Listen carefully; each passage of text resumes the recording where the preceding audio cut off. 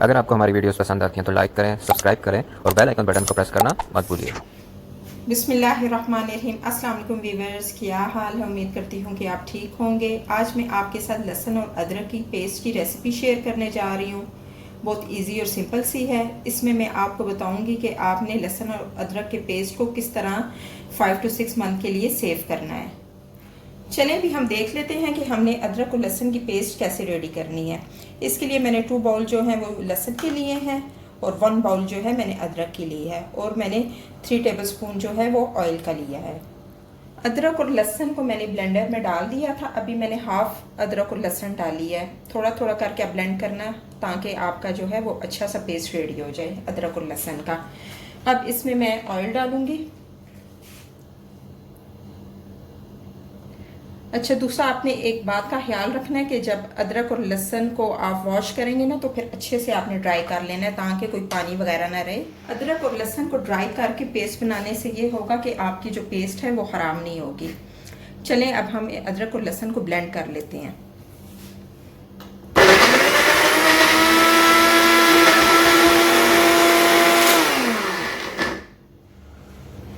अदरक और लहसुन की जो पेस्ट है वो रेडी हो चुकी है और अगर आप इसमें 3 टेबलस्पून से ज़्यादा भी ऑयल डालना चाहें तो डाल सकते हैं।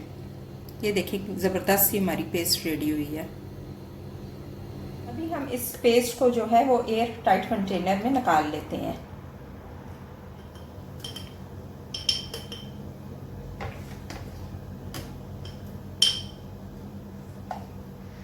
अच्छा, इसमें ऑयल डालने से ये होगा कि लहसुन अदरक का जो कलर है वो ख़राब नहीं होगा। मतलब जैसे कि अगर कभी हम सिरका डालें ना तो उससे अदरक लहसुन का जो कलर होता है वो ब्लू हो जाता है, पेस्ट का कलर।